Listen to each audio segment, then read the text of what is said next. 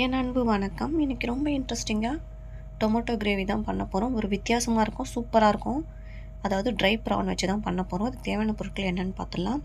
நறுக்கிய ஆனியன் 2 எடுத்துருக்கோம், 2 வெங்காயம், ஒரு முழு பூண்டை இடித்து வச்சுருக்கோம், காஞ்ச மிளகாய் 2 ரெண்டாக கட் பண்ணி வச்சுருக்கோம், ஒரு பச்சை மிளகாவை 2ஆக கட் பண்ணி வச்சுருக்கோம், கொஞ்சமாக கருவேப்பிலை, அப்புறம் ஒரு 4 தக்காளி இந்த மாதிரி கட் பண்ணி வச்சுருக்கோம், கொஞ்சம் கொத்தமல்லி, கழுவி க்ளீன் பண்ணி வச்சுருக்க ட்ரை ப்ரான். இதுதான் நம்மளுடைய தேவையான பொருட்கள்.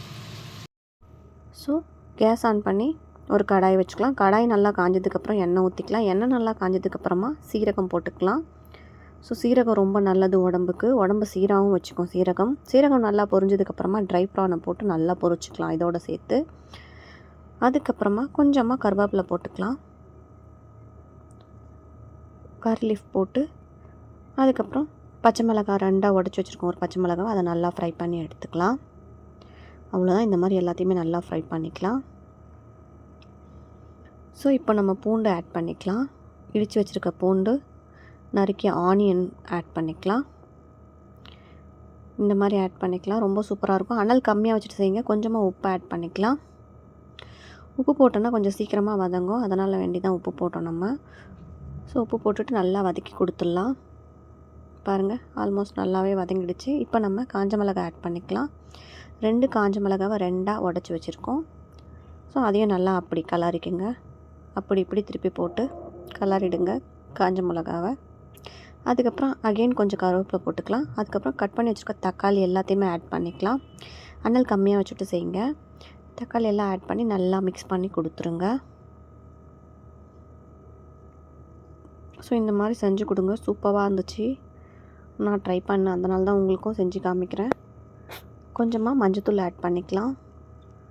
செம்ம டேஸ்ட்டாக இருந்துச்சு. ட்ரை ப்ரான் மட்டும் இல்லை, நம்ம ட்ரை ஃபிஷ் இருந்தால் கூட போடலாம், சூப்பராக இருக்கும். அதுக்கப்புறம் அகெயின் கொஞ்சம் உப்பு ஆட் பண்ணிக்கலாம். ஸோ உப்பு வந்து நமக்கு தேவையான அளவு தான் நம்ம ஆட் பண்ணுறோம். இப்போ நம்ம ஒரு லிட்டு வச்சு நம்ம மூடிக்கலாம், அப்போ தான் கொஞ்சம் சீக்கிரமாக குக் ஆக ஆரம்பிக்கும்.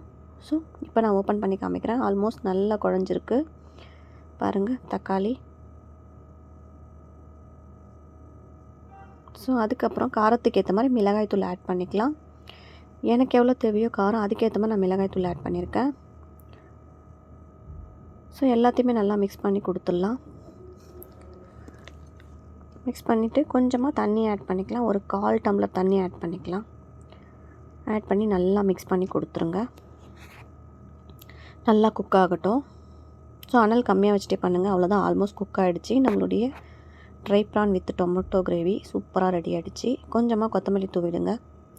அவ்வளோதாங்க, ரொம்பவும் டேஸ்ட்டான, சுவையான, நல்ல ஒரு சைட் டிஷ்ஷாகவும் சாப்பிட்லாம், மெயின் டிஷ்ஷாகவும் சாப்பிட்லாம். பூரி, சப்பாத்தி, இட்லி, தோசை, சாதம் எல்லாத்துக்குமே சூப்பராக இருக்கும். வாவ், அட்டகாச சுவையில் நம்மளுடைய dry prawn with tomato gravy சூப்பராக ரெடி ஆகிடுச்சு. அதுக்கு மேலே கொஞ்சமாக கொத்தமல்லி தூவிட்டு பரிமாறுங்க, ரொம்ப டேஸ்ட்டாக இருக்கும். மீண்டும் மீண்டும் சுவைக்க தூண்டும் ஹானாஸ் கிச்சன் தமிழ்.